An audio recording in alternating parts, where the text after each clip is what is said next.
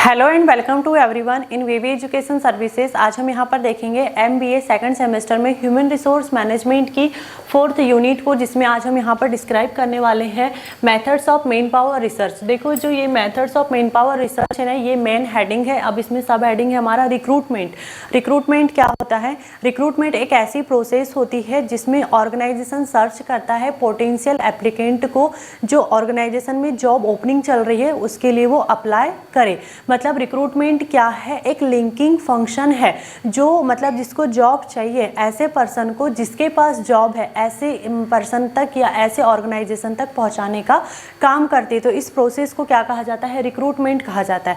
अब देखो, रिक्रूटमेंट के कुछ फैक्टर्स भी होते हैं, जैसे पॉलिटिकल फैक्टर है, लीगल फैक्टर है, इकोनॉमिक फैक्टर है, या फिर जैसे सोशल फैक्टर है, टेक्निकल फैक्टर। इन सब के थ्रू भी रिक्रूटमेंट किया जाता है। अब इसके सोर्सेज को 2 पार्ट में डिवाइड किया गया है। फर्स्ट है हमारा इंटरनल सोर्सेज और सेकंड है हमारा एक्सटर्नल सोर्सेज।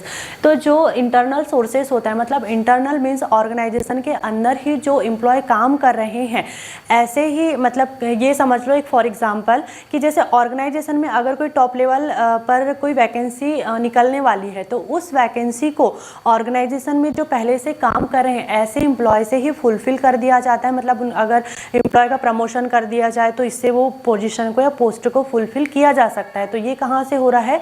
ऑर्गेनाइजेशन के अंदर जो एम्प्लॉय है पहले से, उसी के थ्रू इस पोस्ट को फुलफिल कर दिया जा रहा है। तो ये क्या हुआ? इंटरनल सोर्स हुआ रिक्रूटमेंट का।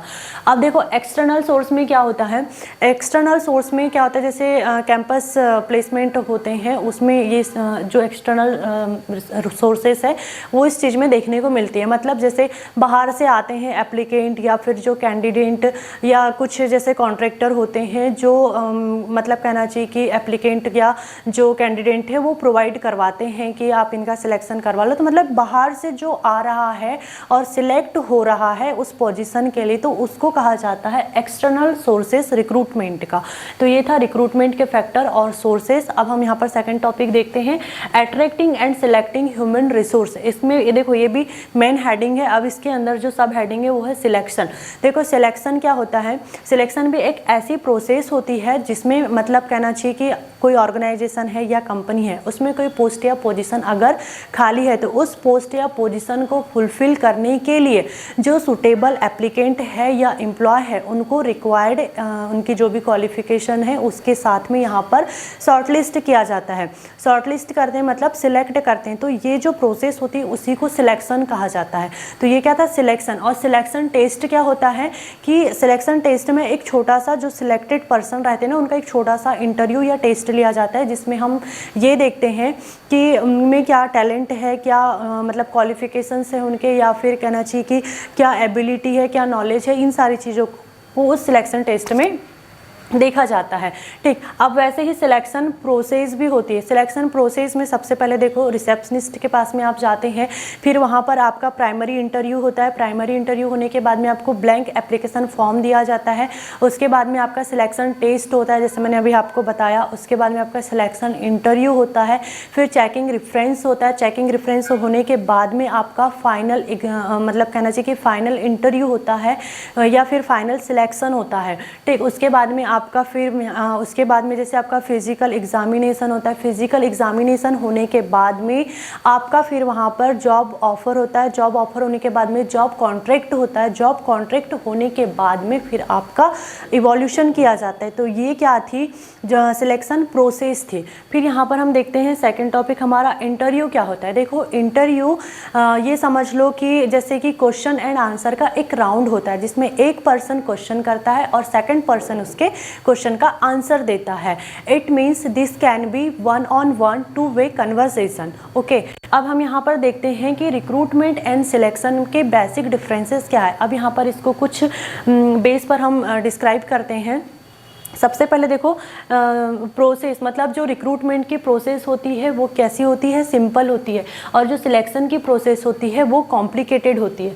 सेकंड, हर्डल, मतलब देखो रिक्रूटमेंट में कोई भी आपको मतलब कहना चाहिए कि ज़्यादा आपको हर्डल क्रॉस नहीं करने पड़ते हैं, ईजिली आप रिक्रूटमेंट ले सकते हो। लेकिन सिलेक्शन में आपको बहुत सारे मतलब कहना चाहिए कि हर्डल्स आते हैं जिसको आपको मतलब कि क्रॉस करना, मतलब ज़्यादा ऐसा होता है ना कभी कभी, या आप इसको इस तरीके से समझ सकते हो कि जो मतलब कि गवर्नमेंट जॉब की तैयारी कर रहा है वो इस चीज़ को बहुत अच्छे से समझ सकता है कि सिलेक्शन में क्या क्या प्रॉब्लम आती है। मतलब सिलेक्शन में आपको बहुत सारी प्रॉब्लम्स आएगी। जैसे आपने कोई वैकेंसी कोई वैकेंसी निकलती है, आपने फॉर्म फिल किया, तो आपने फॉर्म फिल तो कर दिया, तो क्या आप सिलेक्शन हो जाएगा क्या उसमें ऐसा नहीं होता है। रिक्रूटमेंट के अपेक्षा इसमें सिलेक्शन में ज़्यादा आपको हर्डल क्रॉस करने पड़ते हैं, और रिक्रूटमेंट में आपको कोई भी मतलब मतलब ज़्यादा नहीं जो हर्डल होते हैं वो ज़्यादा कुछ ऐसे क्रॉस नहीं करना पड़ता है। ठीक, फिर होता है अप्रोच मतलब रिक्रूटमेंट की अप्रोच पॉजिटिव होती है और जो सिलेक्शन की अप्रोच होती है वो नेगेटिव होती है। फिर यहाँ पर जो इकोनॉमी है, देखो रिक्रूटमेंट की इकोनॉमिकल मेथड है इसमें, और जो सिलेक्शन है वो एक एक्सपेंसिव मेथड होती है इसकी। फिर यहाँ पर टाइम कंज्यूम, देखो रिक्रूटमेंट में आपको ज़्यादा टाइम नहीं लगता है, लेकिन जो सिलेक्शन है ना उसमें बहुत टाइम लगता है। अब मैंने अभी आपको इसके पहले भी बताया कि जो गवर्नमेंट जॉब की तैयारी कर रहा है ना वो बच्चा बहुत अच्छे से समझ सकता है कि सिलेक्शन बहुत कॉम्प्लिकेटेड होता है, बहुत सारे हर्डल इसमें हमको क्रॉस करने पड़ते हैं, बहुत ज़्यादा इसमें नेगेटिविटी भी आ चुकी है, एंड एक्सपेंसिव भी है ये, और इसमें बहुत ज़्यादा टाइम भी लगता है। रिक्रूटमेंट में देखो रिक्रूटमेंट में भी हमें यहाँ पर कुछ प्रॉब्लम्स आती है, हर्डल्स आते हैं, लेकिन सिलेक्शन में ज़्यादा आते हैं। यहाँ पर भी टाइम लगता है, लेकिन सिलेक्शन के अगेंस्ट हमको यहाँ पर कम टाइम लगता है।